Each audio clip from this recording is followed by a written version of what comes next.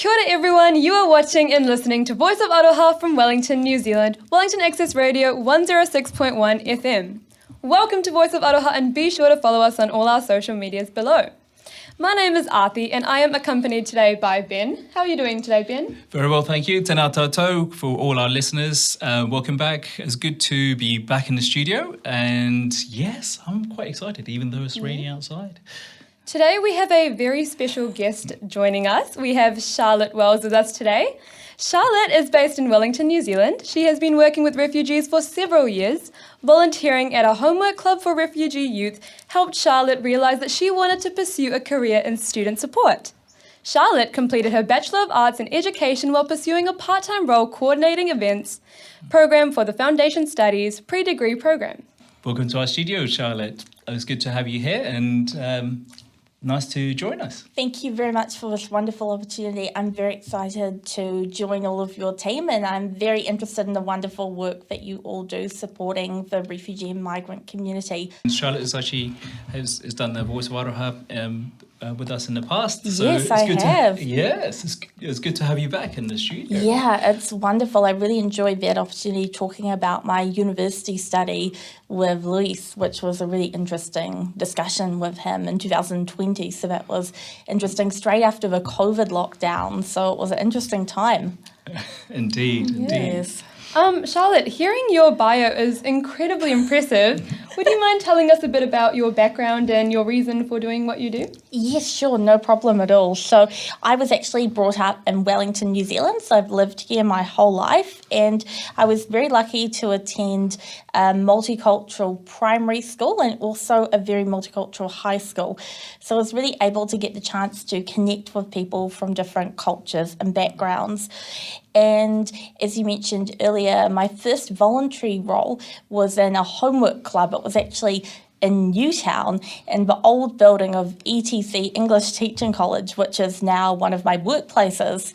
And I was able to help some refugee students with their studies. So I really enjoyed doing that. And later on, I was very interested in starting to help people from diverse cultural backgrounds. And after attending university and volunteering and conversation events with international students, I decided to pursue a career in supporting and helping people, which was really exciting.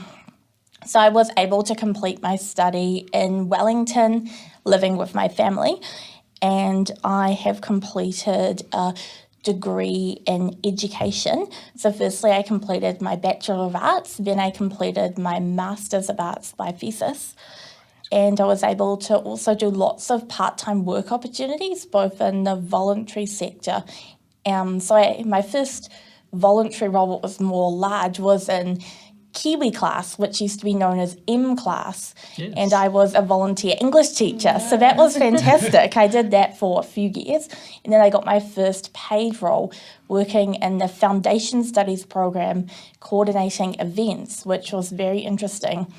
And after graduating, I started to get an opportunity in a language school, ETC, English Teaching College, which I have worked in for around 6 years now, and I absolutely love it. And luckily I'm able to fit it in with my main role, which is now within the Ministry of Social Development. So I moved to the public service last year in 2022, and I want to actively pursue my career there. Fantastic. That sounds amazing. You're so inspiring, Charlotte. Oh, that is so wonderful to hear. Thank you for sharing that with us. Expanding on that, what sort of experiences have you got in terms of working with Ministry of Social Development? Yes. And how did you get started in that field? Yes, I'm actually extremely new to the ministry, and I only started in August 2022. Yes. So right now I'm working in Work and Income New Zealand WINS, which is a very large part of the ministry, and I'm supporting clients. I cannot unfortunately give too much detail in regards to where I work and what I exactly do, but I'm supporting vulnerable clients from like a variety of different backgrounds, but I do have a career aspiration to be a refugee and migrant case manager. Nice. Have you heard about case managers before? Yes. Yes, within both in immigration and Yes. MSD as Oh, well. yes, exactly right. That was actually something also that I wanted to pursue, Immigration New Zealand, but I found it harder to get into that industry, specifically with the COVID-19 lockdown as well. So Charlotte, how has your experience working with refugees influenced your perspective on the importance of inclusivity, support and resources? That is a really great question. So since I was a child, I actually have had very strong beliefs in having an inclusive atmosphere, particularly within the education system. So that's why I decided to move my own school when I was younger to a more multicultural school.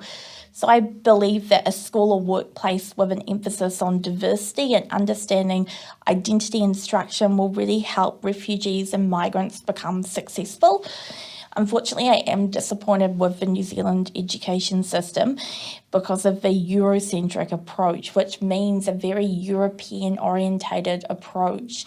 Some of you may have even observed this within your own studies or just within the system. There's quite little focus on the stories of refugees and migrants, particularly when students, like university students, are completing an essay or assessment. It's always really about the European culture and system. There's very little opportunity for them to share their own personal stories. It's also an issue in high school, but I think it gets even worse, unfortunately, within the university level. I'm really glad you actually touched on Yes. that subject. Just to, I know that there's a wealth of information and different learners have got Yes. different experiences in terms of how much knowledge and wealth Yes. and cultural sort of diversity which they bring into the education, which we can learn a lot from. That's right. What sort of changes would you like to see in terms of how that's actually integrated on our schooling or learning system? Yes, that is a wonderful question. What I think is really important is having teaching staff and also student support staff who are trained within cross-cultural competencies. I know a lot of training is quite superficial. It's important to maybe even have cultural immersion as well, or even having staff who are from refugee and migrant backgrounds themselves who can actually share their own stories and then build some of their own resources to inspire students. Yeah, it is really great to see when there are teachers from the same ethnic background as the student. I think it is slowly getting better, but it does have a long way to go within our system, and it's important to have open and honest conversations about it. That's what I've always tried to do, like in my previous role when I used to be a tutor with it in Victoria University, to really have those open discussions with students who were learning to be teachers about this. Sometimes it was hard because they wouldn't see these issues. It was like they were quite blind to these issues because they haven't experienced it themselves. Yes. Or they would be quite quiet, but sometimes we do have to be confronting within the education system and be open about these issues. Thank you so much for that korero, Charlotte. That is okay. And I'm really glad you actually brought that subject. Yes. And we'll explore a bit more of Charlotte's mahi in a minute. Yes. But for now, we're just going to take a quick break, and we'll be back after these nice music. So see you back on the other side. Yes, see you soon.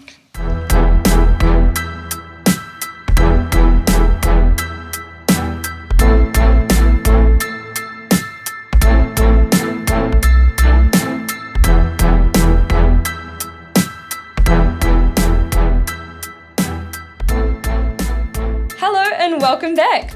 We have had some amazing korero with Charlotte about her past and all the amazing mahi she's doing here in Aotearoa. Welcome.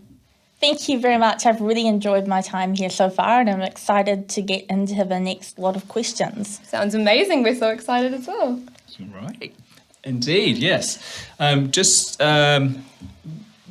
before we went on Yes. break, we touched upon some of the changes we'd like to see within the educational Yes. system. And just following from that, Yes. what are the unique challenges that you're faced during your recent work? Yes. And with an AMSD or in general? Yes, definitely. So, firstly, I'll tell you about some of my challenges that I have faced in my experience working with refugee and migrant students. So, I have been working with students throughout the duration of the COVID-19 pandemic, including the lockdowns. So, it was very challenging. And part of my role within ETC English Teaching College is coordinating the English Conversation Club, which is called the English Speaking Club. So I help students with their informal English and conversation skills in order for them to become more confident with speaking. And as a native New Zealander, I really hope that I can help them with learning things like informal language and Kiwi slang. But it was very hard at that time because of the COVID restrictions. So a lot of our students, unfortunately, were seriously struggling financially. It was a very hard time. A number of them were also essential workers within different industries, especially during level 4. A lot of them also had young children who were being homeschooled, so they had so many other personal issues going on, as well as the worry about COVID within their own home countries. So I tried my best to support them, but it wasn't really the same as what I could do face-to-face. So I actually often talk to my students individually through WhatsApp and email. And also in 2021, I started to implement Zoom classes. Oh, right. But unfortunately, I did find it hard for some of the refugee students I worked with to attend because of their commitments with work and their commitments with childcare. But it did work really well for some migrant students whose families had a bit more resources, so they had a bit more free time. Right. So it was successful overall, but I do feel like it was hard to cater to every single type of student. But in that capacity, it was very difficult to do that. I did try to use email and other contacts. Another just general challenge working with students is limited resources that they have to join community events, particularly when there is quite a substantial fee. Yes. So we try to fundraise to assist our students who are on low incomes. Sometimes we can subsidise our payments for refugees in the past to ensure that they're included. So generally it is challenging to work with students in general. Even when I've worked with university students, there's high expectations. Sometimes they can expect you to contact them and talk to them outside of office hours very late in the evening, and I have found it hard in my life to put boundaries and to try to say no, I'm unable to help you at that time because I really do want to help people. Yeah. So it's very hard, and I think I probably found that harder. So now I always have some time to not think about any of my jobs and just have some time to myself, which is really important. Yes. Yes. It really is. Definitely, There's, and I'm really glad you brought that up. I think sometimes we actually forget about the inequities we have within the refugee and migrant system or a newly arrived migrant. Definitely. Do you feel there's enough resources and support available to them for anything from equipment, resources, even the time which you actually spend because they don't actually have that extra support which they should around It them? is extremely challenging. I believe, unfortunately, that the refugee and migrant sector is seriously underfunded, and it would be great for them to be there to be some additional resources to support them. It is hard. I know a lot of organisations really rely on volunteers, which I completely understand, and it's wonderful that there are volunteers willing to give up their time, but a lot of them will either be students or they will have their own other jobs, so it is hard for them to commit that much. Sometimes people may feel as if they're contacting the volunteers after hours, so it's always difficult with their commitments. Sometimes, unfortunately, it can create some dependence, and it's really hard. Even within the school system. In high school, sometimes teachers and community support workers would have to give up a lot of time to support refugee families because there was little support that was really on offer. And it is also hard for community members who do speak the language really well. They're going to have to be there to translate. Yes. I've seen a lot of young people having to translate forms. For example, working income wins forms. That's a really good example. Another example is going to the hospital for their parents for an appointment with the doctor. Yes. And sometimes they may have to miss school because of some kind of medical appointment. Yeah, when I was in high school, I observed so many students who have recently arrived from Afghanistan. They had to take their mother to appointments, and it was challenging because it meant that they would miss out on some extracurricular activities, but there was no one else to do it, even though they did have a support worker. That's true. We completely agree with you, and thank you for that insightful discussion. We wanted to hear your thoughts on what are some ways that employers can create more inclusive workplaces that are more welcoming to refugees and other marginalised communities? Yeah, that's definitely a really good question.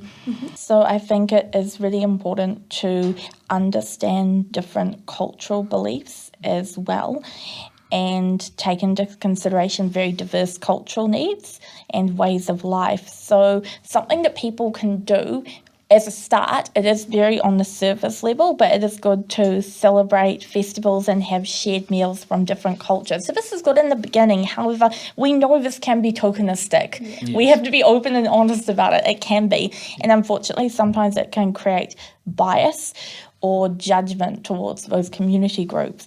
So the next layer is actually to consider the multiple identities which these people may face, and that their identity is dynamic and constantly changing. So when I actually completed my study, I looked at the identities of international students and the way that their identities were constantly changing or becoming blended, and that they may take on different aspects of other cultures within their identity. So I found that a really interesting concept to learn about. And I think it's key in the workplace as well. Yes. Absolutely. I think some of us are actually a walking testament. Yes. I'm certainly one of them for so meddling cultural Yes. bits, and including some of the experiences which I think there's people joke about. You're not.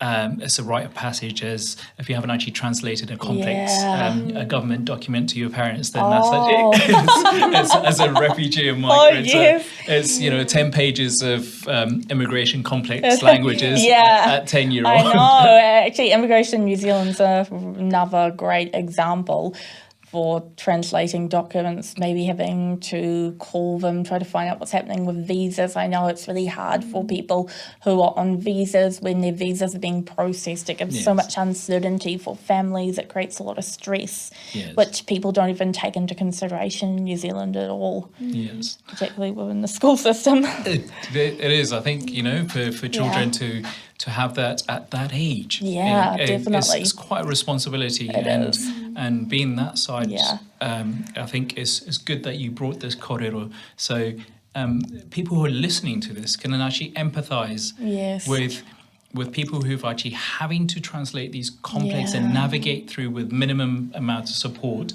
And so it's actually thank goodness for people like you, Charlotte, who make their life a much navigable and ngā nui. Thank you very much for that. Just following from the aspect of your work, can you talk a bit more about specific support which is available for initiatives or programs for people to access? Yes, definitely. So there are a lot of initiatives and programs, even within the Ministry of Social Development. So we do have a number of key agencies. The main agency is Working Income New Zealand, known as WINZ, W-I-N-Z, or it can also be known as MSD, quite a few names for this one agency. So they can help with people who need income support. They can help with main benefits for people who are finding work. They can also help with one-off costs, such as help with food, which is called a food grant.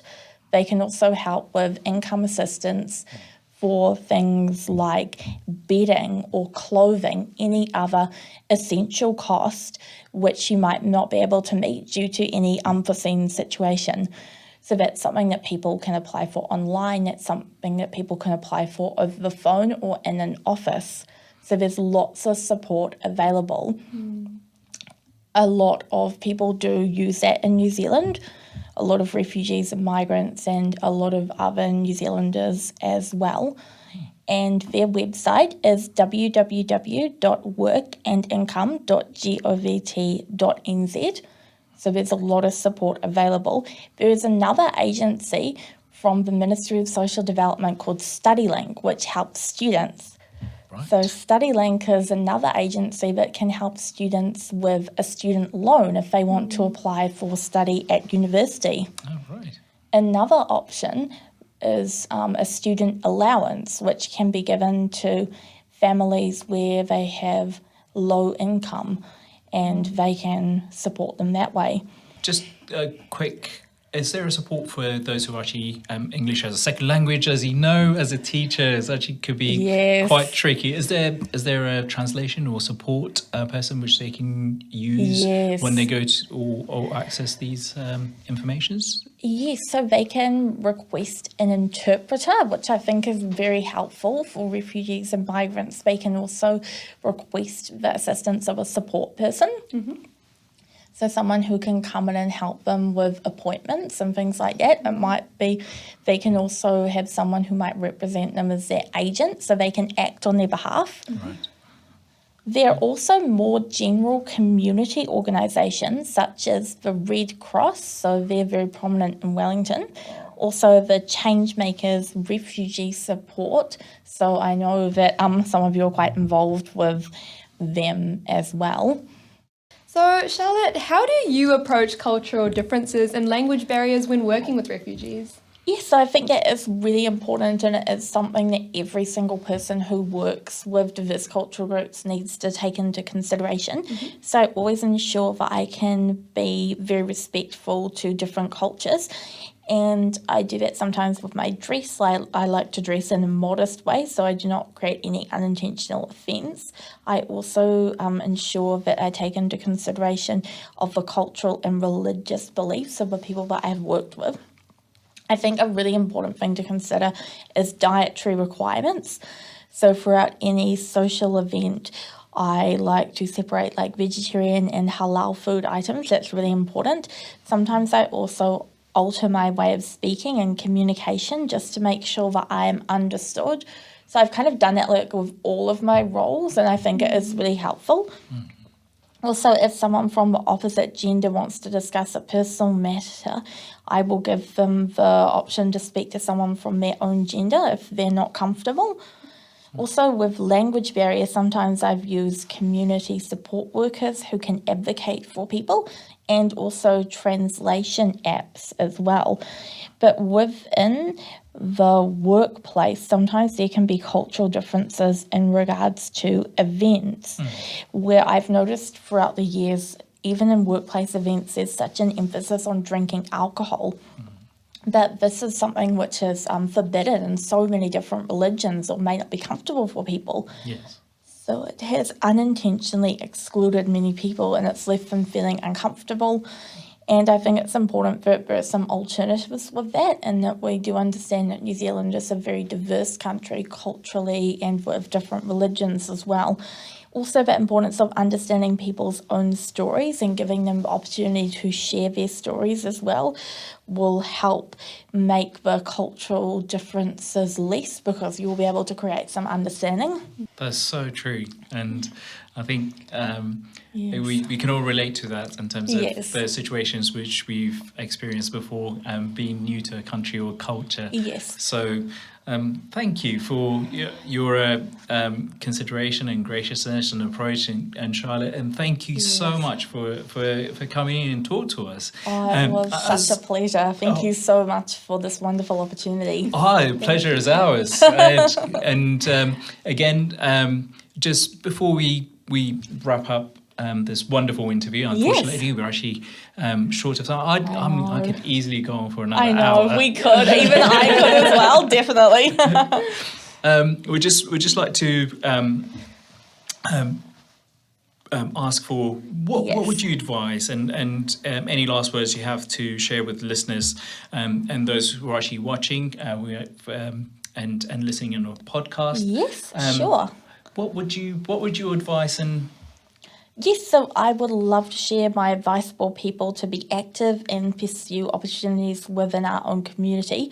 So New Zealand is very lucky to be such a culturally diverse country. We have different ways of life, so it's really important for people to learn about different cultures, particularly people who are brought up in New Zealand. I would advise them to volunteer in some community events where they can meet refugees and migrants and be able to sustain relationships with them in a more genuine way, and hopefully create some friendships rather than just dealing with them in a more tokenistic way, which I have to be honest, unfortunately does happen within New Zealand, and it really saddens me. Because of my connections, my life has become so rich and broad, being able to meet people from different countries, and I couldn't imagine it any other way. it's so true, and we're actually richer for it. Definitely. For having you in the studio, and for your mahi, for your support within the community. So thank you very much for your kōrero. I really enjoyed it. I really enjoyed it too. We feel really great. inspired and refreshed after hearing all your amazing words of wisdom. Yeah. That is so We really wonderful thank to you hear. for coming and taking the time to talk That to is us and all our absolutely listeners. no problem. I'm very excited to be able to have this wonderful opportunity. Super. Thank you for our listeners, and you can actually find us on Wellington Access Radio on 106.1. Oh, I nearly forgot that for a second. It was 106.1 FM, as well as on the podcast. And don't forget to hit us up on social media, on Voice of Aroha, and we're on Instagram. And please subscribe to our YouTube channel. As you can see, we're actually getting quite a lot of YouTube channels. So please do actually follow us. And that's on that, we're saying bye. Yeah, well, thank you for listening. Thank you, Charlotte, for coming. Thank you very much. And thank you, listeners, for taking the time to listen to us. And also, if you're watching us on YouTube, thank you. And see you next time. See you next time. Ka kite anō. See you, bye.